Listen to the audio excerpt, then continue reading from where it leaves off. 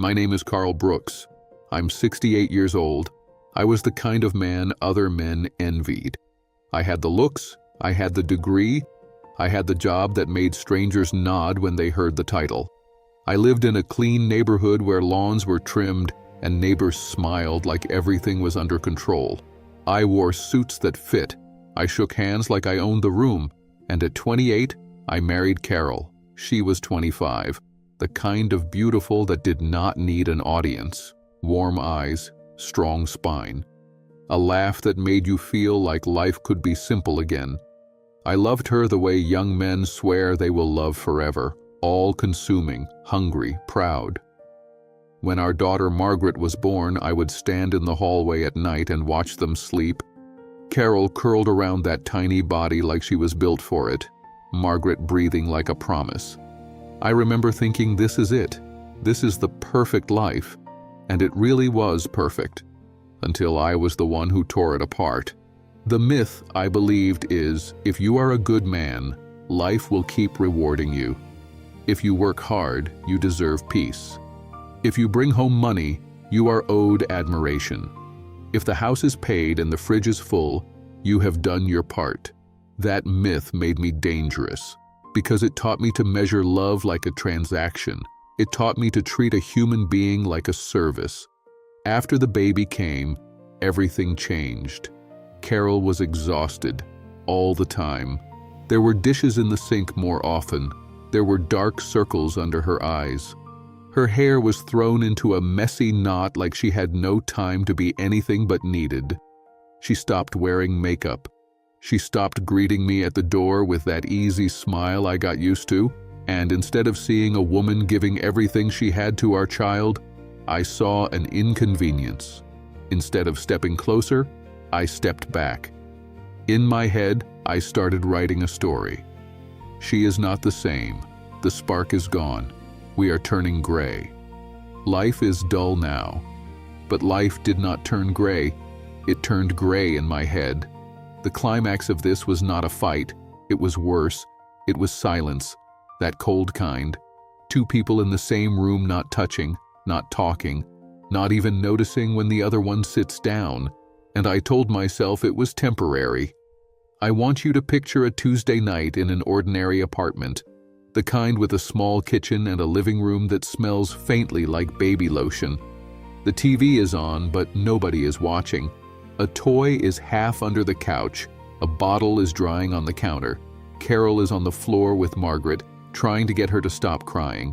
Her shoulders are shaking because she is holding herself together by force. She looks up at me like she is asking for help without even having the strength to speak. And I do not move. I stand there in my work shirt. I say something stupid like I had a long day. That was the moment. That was the turning point. Because in that moment I chose my comfort over my family. And once you choose that once, it gets easier to choose it again. It started with working late. I was not always lying at first. I just stayed longer than I needed. I volunteered for extra projects. I found excuses to be in the office because the office applauded me and home needed me. Then it became women. The first time it happened, I told myself it was a mistake. The second time, I told myself I deserved it. By the third time, I was telling myself it was normal. With them, I felt young again, wanted, free. They laughed at my jokes. They touched my arm like it meant something. They did not ask me to wake up at 2 a.m. They did not hand me a crying baby. They did not need me to show up as a full man.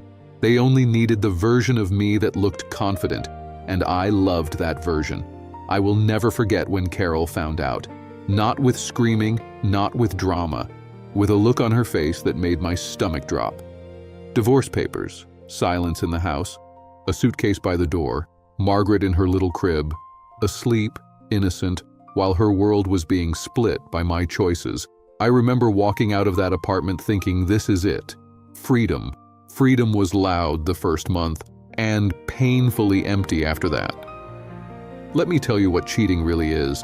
It is not passion, it is not adventure, it is a man hiding from responsibility while calling it pleasure. It is a man trading a real life for a temporary feeling. And the most seductive part is the lie you tell yourself. I still have time. I can fix it later. She will cool off. My daughter is young. She will forget. I can show up when it matters. That is the illusion that ruins whole families. Because time does not behave like you think it does. Time does not wait politely in the corner while you chase thrills. Time is taking notes. Time is quietly building consequences. I dated after the divorce, plenty. And not one of those women loved me for who I was. They liked my status, my money, my confidence, the idea of me, the stories I told about my job, the dinners, the attention. But the moment I needed something real, the moment the shine wore off, I was just another man with baggage. And the worst part is, I started to understand something. Carol was not cold. She was depleted. Carol was not boring. She was carrying a whole life on her back. Carol did not stop loving me. I stopped loving her the way a husband is supposed to love. The moment it hit me that I did not lose Carol to another man, I gave her away by refusing to show up. Here is what I learned too late. Success is a loud distraction. It makes you feel important while your real life is starving. I chased promotions, bigger salary, better car, the kind of neighborhood that makes people assume you are stable, the kind of stability that looks good on paper. And what did it buy me? A house that echoed, a bed that felt huge at night. I would come home to quiet and pour a drink like the quiet was something I could drown. I used to think money would protect me from consequences. But money does not hug you when you are sick. Money does not sit beside you when your daughter is graduating and you are not sure if you even deserve to be there. Then I tried to go back. I reached out to Carol with my pride already bruised and my voice trying to sound casual, like I was doing her a favor. And she did not bite. She was not waiting anymore. She was not crying anymore. She was living. She met someone else, a real man, the kind who shows up, the kind who sees exhaustion and responds with help, the kind who holds her hand when life gets heavy instead of chasing thrills somewhere else. And I had to watch from the outside as my old life became someone else's life. Let us talk about Margaret, because that is where the pain really lives. When she was little, I was busy. When she was a kid, I missed the small things, recitals, homework, the random questions kids ask when they are trying to understand the world, the little moments where a father becomes a foundation. By the time she grew up, she did not need me anymore. Another man became the father I was supposed to be. He showed up to her school events. He helped her with homework. He sat in the audience and clapped. He stood in the kitchen and cooked. He drove her places. He was there. And I want you to feel how brutal that is. Not jealousy. Worse, gratitude mixed with shame. Because part of me was thankful she had someone, and part of me wanted to scream because that someone should have been me. I did not just lose a marriage. I lost my true love, my family, my home. Yes, I remarried later on. It was fine, comfortable, polite, two adults sharing space, but it was not that depth, not that soul. There is a kind of love you only get once when you are young and brave and still capable of building something holy with another person. And I crushed it with my own hands, realizing the hardest punishment is not loneliness. It is awareness. It is knowing you destroyed something most people only dream of having. Now I wake up older, my knees complain, my back is stiff. The mirror tells the truth, even when I do not want it. And some mornings, I sit on the edge of the bed and I replay it. Not the affairs, the moment I did not move toward Carol when she needed me.